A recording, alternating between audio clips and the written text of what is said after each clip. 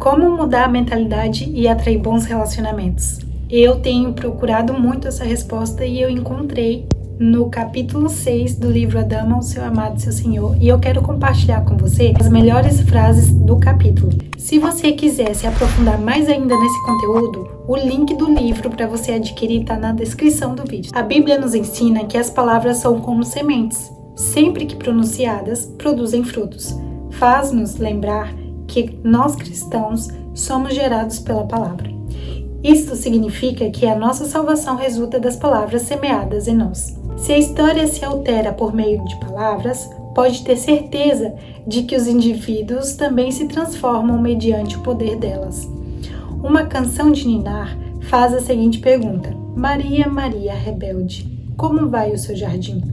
Essa é uma pergunta séria que todas as Marias devem responder. Como vai o meu jardim?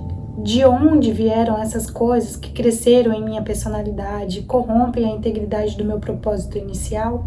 Você já se olhou e pensou como foi que cheguei a esta situação? Já viu parte da sua personalidade ficar sufocada pelas ervas daninhas das experiências negativas? Maria, Maria, você é rebelde? Como chegou a ser assim? Os sentimentos de revolta nascem às vezes das sementes plantadas pelas situações adversas. Elas são geralmente semeadas por pessoas e influências que nem sequer ficam para a colheita. Você é um jardim, mas só o tempo dirá o que a colheita vai produzir. Se não gosta do que está crescendo, veja o que foi semeado. Proteja diligentemente o seu solo das sementes corruptas. Muitas mulheres continuam sofrendo por causa de palavras irrefletidas e inoportunas. É perigoso permitir que as pessoas derramem seus males no seu campo. As sementes que você vê crescendo no campo da sua vida foram plantadas pelas circunstâncias ou por pessoas que disseram coisas a você. Tenha cuidado ao dar permissão para alguém falar em sua vida. É perigoso receber conselhos das pessoas erradas. Você deve evitar os que plantam sementes negativas e humilhantes. Esse capítulo já trouxe várias perguntas para que a gente possa refletir sobre como está sendo os nossos pensamentos, o que tem dentro de nós, da onde isso foi gerado. Provavelmente você não consiga responder essas perguntas ainda, porém eu tenho um vídeo, eu vou deixar o card dele aqui, para que você acesse e assim possa conseguir responder essas perguntas conhecendo a si mesma. Examine a sua vida e arranque o mato plantado pelas palavras de outros. Substitua-o pela palavra de Deus, pois esta palavra plantada no solo fértil de um coração aberto extermina as sementes da negatividade inatas em você. Há coisas que deve estar disposta a eliminar. Palavras de ódio e ira produzem frutos de amargura e desconfiança. Remova essas sementes antes de germinarem e lançarem raízes. Se as pessoas ao menos compreendessem que o abuso nem sempre é físico ou sexual, um dos abusos mais difíceis de curar é o verbal. Ele é mais mortífero e perigoso do que qualquer outro. Infelizmente, muitos dos que atacam com palavras fazem isso com a certeza de que não serão processados, pois trata-se de um crime raramente percebido ou levado ao conhecimento de outros. Sabe o que é pior de tudo isso?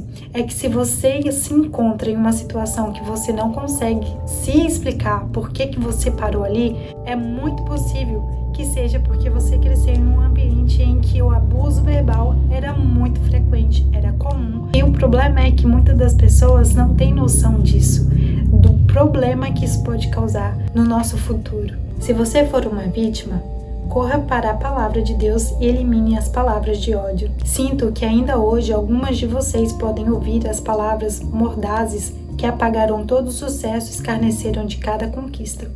Essas palavras as perseguem como fantasmas. Em algum ponto da sua vida, alguém disse coisas pesadas que se alojaram em seu espírito. Repito, vá para a palavra de Deus. Só Ele pode remover as sementes que produzem o fruto da sua infelicidade. Talvez você se pergunte por que vá para a palavra de Deus, porque o autor bate tantas vezes nessa tecla. Porque a palavra de Deus ela está cheia e recheada de palavras que vão te florescer. Como, por exemplo, ele fala, você é o meu filho amado, eu te amo, você é importante, você é a princesa dos olhos de Deus. Quando você começa a ler a Bíblia, você começa a entender o efeito tão positivo que tem daquelas palavras, porque elas regam o seu solo, o solo do seu coração, que estava tão seco. Você precisa ter condições de seguir em direção a coisas maiores na sua vida. Precisa ser o jardim que nutre o mundo e alimenta a sua alma. Plante a semente de Deus e colherá as recompensas de uma vida inteira. Nem toda mulher é uma esposa. Por isso, a Escritura declara: o que acha uma esposa, acha o bem. Por que isso é uma coisa importante de se destacar de Provérbios 18:22? Porque uma boa esposa, ela não é simplesmente uma mulher que faz comidinha dentro de casa e serve. Não é só sobre isso, mulher. Não é só sobre se vestir bem.